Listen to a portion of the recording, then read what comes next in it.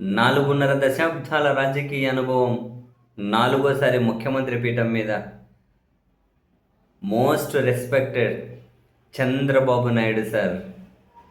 ఇప్పుడు రాష్ట్రంలో జరుగుతున్న పరిణామాలు, మీ పాలన, మీ ప్రభుత్వాన్ని చూసి కనీసం బయట మీరేం మాట్లాడుతున్నారు అన్న కథ పక్కన పెడితే, మీ మనస్సాక్షి అయినా ఏం చెబుతూ ఉండొచ్చు సార్ మీకు? మీ మనస్సాక్షి ఏం చెబుతూ ఉండొచ్చు?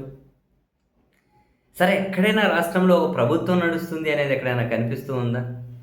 ప్రజాస్వామ్యబద్ధంగానో, చట్టపరంగానో, రాజ్యాంగం ప్రకారమనో నడుస్తూ ఉంది అని ఎక్కడైనా? అసలు ప్రజా ప్రయోజనాల కోణంలో ప్రభుత్వం అసలు సీరియస్గా పనిచేస్తుంది, కనీసం కనీసం కనీసం ఆ ఫీల్ అయిన జనానికి కలుగుతూ ఉందా? ఏ సీజన్ వస్తే ఆ రైతులు రోడ్లు ఎక్కుతూ ఉన్నారు, వాళ్ళకు మద్దతు ధర లేదు, ప్రభుత్వం ఆదుకోవట్లే, యూరియా దొరకట్లే, ఏజెన్సీల్లో జ్వరాలు, స్కూల్ స్టార్ట్ అయ్యి దాదాపు నెల రోజులు అవుతుంది, ఇంకొన్ని రోజులు, ఇంకో వారం గడిస్తే. స్కూల్ కిట్లు లేవు, నోట్ బుక్ లేవు, తల్లికి వందనం లేదు. ఈ 2 ఏళ్లలో ఒక్క స్కూల్ను బాగు చేసిందే లేదు, ఒక్క ఆసుపత్రిని బాగు చేసిందే లేదు, ఒక్క దగ్గరైనా సక్రంగా రోడ్డు వేసింది లేదు. పోనీ వీళ్ళు ఇచ్చిన హామీ అయినా ఏదైనా సక్రమంగా అమలు చేసింది లేదు, ఇచ్చిన మేనిఫెస్టో అమలు చేసింది లేదు. 2 ఏళ్లలో ఒక్కటంటే ఒక కొత్త పింఛన్ ఇవ్వలేదు. ఎక్కడైనా ఇది ప్రజా ప్రయోజనాల కోణంలో ఈ ప్రభుత్వం ఇది పనిచేస్తుంది అని.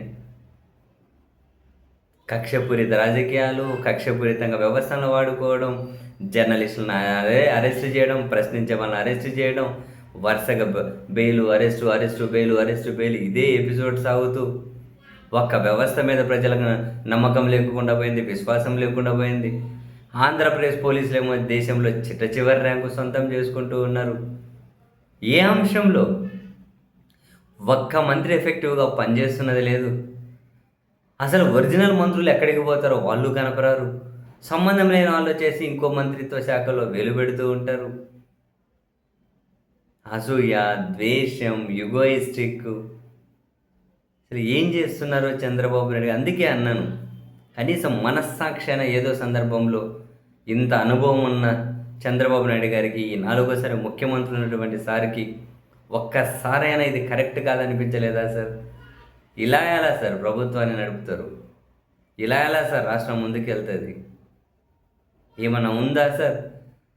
పోనీ ఘనంగా అమరావతి అని ఎత్తుకెత్తుకున్నారు, అదన్నా సక్రమంగా జరుగుతుందా? పోనీ 1000 కోట్లు అప్పులు అంటారు, మళ్ళీ 2వ విడత 1000 ఎకరాల భూమి కావాలంటారు.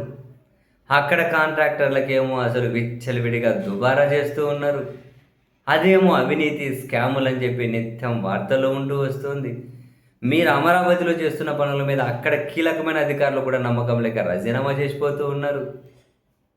మీ సానుభూతి పనులు కూడా ఎక్కడైతే మీకు పూల వర్షం కురిపించారు అమరావతిలో, అక్కడే మీకు అదేదో అంటారు, పూలు కురిసిన చోటే రాళ్ళు ఏమంటారు, ఏదో అంటారు కదా సామెత, అట్లా. అంటే ఆయనకు అనుకూలంగా ఉన్న దగ్గర ఇప్పుడు వ్యతిరేకత కనిపిస్తూ ఉంది.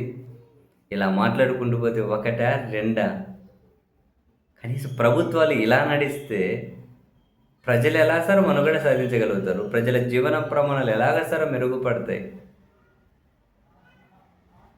నాట్ ఫెయిర్ సార్, అసలు నాట్ ఎట్ ఆల్ ఫెయిర్.